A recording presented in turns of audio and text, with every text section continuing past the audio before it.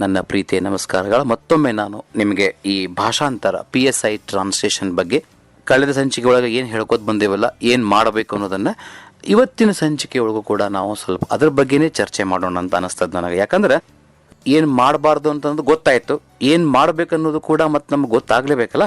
So ಹಂಗೆ ನಾವು ಏನು ಅಂದ್ಕೊಂಡಿವಿ, ಒಂದಿಷ್ಟು ವರ್ಬ್ ಗೊತ್ತಾಗಬೇಕು. ನಾನು ನಿಮಗೆ ಹೇಳಿದೆ ಒಂದಿಷ್ಟು 2-3 ಸೆಂಟೆನ್ಸ್, ಒಂದು 7-8 ಸೆಂಟೆನ್ಸ್ ಹೇಳಿದೆ.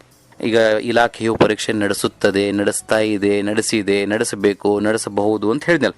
ಸೊ ಇಲ್ಲಿ ಏನಾಗ್ತದಪ್ಪ ಅಂದ್ರೆ ಸೆಂಟೆನ್ಸು ಬೇರೆ ಬೇರೆ ಬೇರೆ ತಗೋತದೆ ಇಂಗ್ಲೀಷ್ನಾಗ. For example, the government will conduct exam ಅಂದರೆ ಯಾವಾಗ ಬರೀಬೇಕು? The government is conducting exam ಅಂದರೆ ಯಾವಾಗ ಬರೀಬೇಕು? ದ ಗವರ್ಮೆಂಟ್ ಕಂಡಕ್ಟೆಡ್ ಎಕ್ಸಾಮ್ ಅಂದ್ರೆ ಏನು? ಹ್ಯಾಸ್ ಕಂಡಕ್ಟೆಡ್ ಎಕ್ಸಾಮ್ ಅಂದ್ರೆ ಏನು? ದ ಗವರ್ಮೆಂಟ್ ಮೇ ಕಂಡಕ್ಟ್ ಅಂದ್ರೆ ಏನು? ದ ಗವರ್ಮೆಂಟ್ ಕ್ಯಾನ್ ಕಂಡಕ್ಟ್ ಅಂದ್ರೆ ಏನು? The government must conduct, should conduct. ಇವೇ ಮೇನ್. ಆಕ್ಚುಲಿ ಇವುಗಳ ಅರ್ಥ ನಿಮಗೆ ಆತು ಅಂತಂದ್ರೆ ಅಂದ್ರೆ ಇವೆಲ್ಲ ಬೇರೆ ಬೇರೆ ಅರ್ಥ ಹೇಳ್ತಾವ. ಶುಡ್ ಕಂಡಕ್ಟ್ ಎಕ್ಸಾಮ್ ಅಂದ್ರೆ ಕನ್ನಡದಾಗ ಬೇರೆ ಅರ್ಥ ಆಗ್ತದೆ. ಮೇ ಕಂಡಕ್ಟ್ ಎಕ್ಸಾಮ್ ಅಂದ್ರೆ ಕನ್ನಡ ಅರ್ಥ ಬೇರೆ ಆಗ್ತದೆ.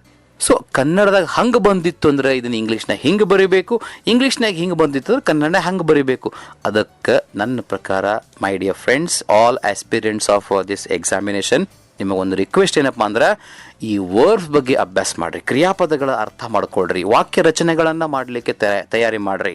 ವೊಕ್ಯಾಬ್ಲರಿ ನಾ ಹೇಳಿದ್ನೆಲ್ಲ ನಿಮಗೆ, ಅದು ಅಂತೂ ಭಾಳ ಬರೆದಿಡಬೇಕು, ದಿನ ತೆಗಿಬೇಕು. ಹೊಸ ಹೊಸ ಶಬ್ದಗಳು ಏನೇನು ಪೇಪರ್ನಾಗ ಬರ್ತಾವಲ್ಲ, ಈಗ ಸದ್ಯಕ್ಕೆ ಚಾಲ್ತಿ ಇರುವಂಥದ್ದು. ಬರಗಾಲ ಅಂತ ಕೇಳ್ರಿ, ಪಟ್ನ ಹೇಳಲಿಕ್ಕೆ ಬರಂಗಿಲ್ಲ, ಹುಡುಕಾಡ್ಬಿಡ್ತೀವಿ, ಗಲಿಬಿಲಿ ಆಗ್ತೀವಿ.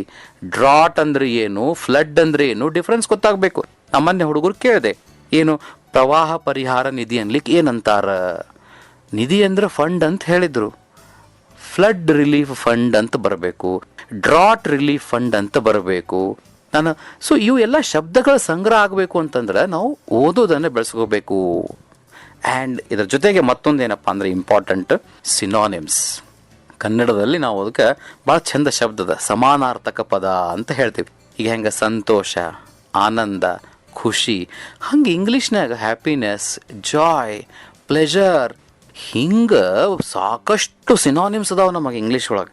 ನಮಗೆ ಇದೇ ಶಬ್ದ ಬರ್ಬೇಕು, ನಾವು ಏನು ತಲೆ ಇಟ್ಕೊಂಡು ಕುಂತಿರ್ತೀವಿ. ಈಗ ಅಲ್ಲೊಂದೇನೋ ಕೇಳಿರ್ತಾರೆ, ಸರ್ಕಾರ ಅಧಿಸೂಚನೆಯನ್ನು ಹೊರಡಿಸುತ್ತದೆ ಅಂತ ಒಂದು ಶಬ್ದ ಇತ್ತು. ಅಲ್ಲಿ ದ ಗವರ್ಮೆಂಟ್ ವಿಲ್ ಅನೌನ್ಸ್ ಅಂತ ಒಬ್ಬರು ಬರೀತಾರೆ, the government will issue notification ಅಂತ ಒಬ್ಬರು ಬರೀತಾರೆ, ದ ಗವರ್ಮೆಂಟ್ ವಿಲ್ ಡಿಕ್ಲೇರ್ ಅಂತ ಒಬ್ಬರು ಬರೀತಾರೆ. ಯಾವುದು ಸಂದರ್ಭಕ್ಕೆ ಅಲ್ಲಿ ಸೂಟ್ ಆಗ್ತದೆ, ಯೋಗ್ಯ ಆಗ್ತದೆ ಅನ್ನೋದನ್ನು ನಾವು ತಿಳ್ಕೋಬೇಕು. ಆದರೆ ಸಿನಾನಿಮ್ಸ್ ನಮಗೆ ಗೊತ್ತಿರಬೇಕು. ಈ ಶಬ್ದವನ್ನು ನಾನು ಇಲ್ಲಿ ಪ್ಲೇಸ್ ಮಾಡಬೇಕು, ಇದನ್ನು ತಗೊಂಡು ಇಲ್ಲಿ ಹಚ್ಚಬೇಕು ಅಂತ ನಮ್ಗೆ ಗೊತ್ತಿರಬೇಕು. ಅದು ಗೊತ್ತಿರಬೇಕು ಅನ್ನೋ ನಾಲೆಜ್ ಇರಬೇಕಂತಂದ್ರೆ ನಾವು ಅದ್ರ ಬಗ್ಗೆ ಬಹಳಷ್ಟು ಪ್ರಾಕ್ಟೀಸ್ ಮಾಡಬೇಕು. ಅದಕ್ಕೆ ನೀವೇನು ಮಾಡ್ರಿ, ಲಿಸ್ಟ್ ಆಫ್ ಸಿನಾನಿಮ್ಸ್ ಅನ್ನ ಭಯಂಕರ ಇಟ್ಕೋರಿ, ಸ್ಟಡಿ ಮಾಡ್ರಿ. ಸಾಕಷ್ಟು ಅದಾವ ನಿಮಗೆ. ಗೂಗಲ್ನಾಗ ಹೋಗ್ರಿ, ಒಂದು ಪುಸ್ತಕ ತಗೋರಿ, ಓದ್ರಿ, ಇಟ್ಕೋರಿ ನಿಮ್ಮ ಕಡೆ. ಆ್ಯಂಡ್ ನೆಕ್ಸ್ಟ್ ಇಂಪಾರ್ಟೆಂಟ್ ಏನಪ್ಪ ಅಂದ್ರೆ ಗಾದೆ ಮಾತುಗಳು. ಭಾಳಷ್ಟು ಪ್ಯಾರಾಗ್ರಾಫ್ಸ್ ನಾನು ನೋಡಿದ್ದೀನಿ, ಕ್ವಶನ್ ಪೇಪರ್ನಲ್ಲಿ ಬಂದಾವ್. ಒಂದು ನಂಗೆ ನೆನಪಿಗೆ ಬರ್ತಾ ಇರೋದೇನಪ್ಪ ಅಂದ್ರೆ, ಈಸಬೇಕು ಇದ್ದು ಜಯಿಸಬೇಕು ಅಂತಿತ್ತು. ಆಮೇಲೆ ಬೆಳೆಯುವ ಸಿರಿ ಮೊಳಕೆಯಲ್ಲೇ ಕಾಣುವಂತ ಒಂದು ಕಡೆ ಇತ್ತು. ಹಾಸಿಗೆ ಇದ್ದಷ್ಟು ಕಾಲು ಚಾಚು ಅಂತ ಒಂದು ಕಡೆ ಬಂದಿತ್ತು. ಏನು ಬರೀತೀರಿ ಇದಕ್ಕೆ ನೀವು? ನಾವು ಒಂದು ಕಡೆ ವರ್ಕ್ಶಾಪ್ ತೊಗೋಬೇಕಾದಾಗ ಒಂದು 100 ಮಂದಿ ಇದ್ರಲ್ಲಿ. ಹಾಸಿಗೆ ಇದ್ದಷ್ಟು ಕಾಲು ಚಾಚು ಏನಾಗ್ತದೆ ಇಂಗ್ಲೀಷ್ನಾಗ ಅಂತಂದ್ರೆ, ಈಗ ಕಾಮನ್ ಆಗಿ ಹೇಳಿಬಿಟ್ರೆ ಅದನ್ನು. ಹಾಸಿಗೆ ಅಂದ್ರೆ ಬೆಡ್ ಅಂತ ಹೇಳಿದರು, ಕಾಲ್ ಅಂದ್ರೆ ಲೆಗ್ ಅಂತ ಹೇಳಿದರು, ಚಾಚು ಅಂದ್ರೆ ಸ್ಟ್ರೆಚ್, ಸ್ಪ್ರೆಡ್, ಏನೇನೋ ಹೇಳಿದರು ಹಿಂಗೆಲ್ಲ. Is it the translation? This is the big blunder.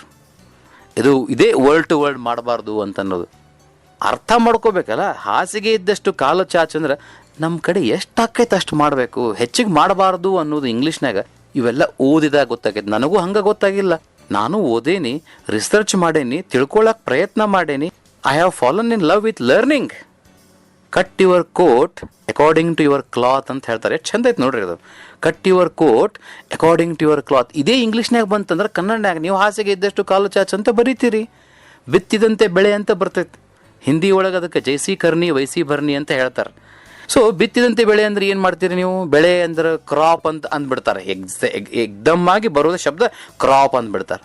ಇಲ್ಲ, ಅಲ್ಲಿ as you sow shall you reap ಅಂತ ಶಬ್ದ ಭಾಳ ಚಂದದ ಇಂಗ್ಲೀಷ್ನಾಗ ಗಾದೆ ಮಾತು.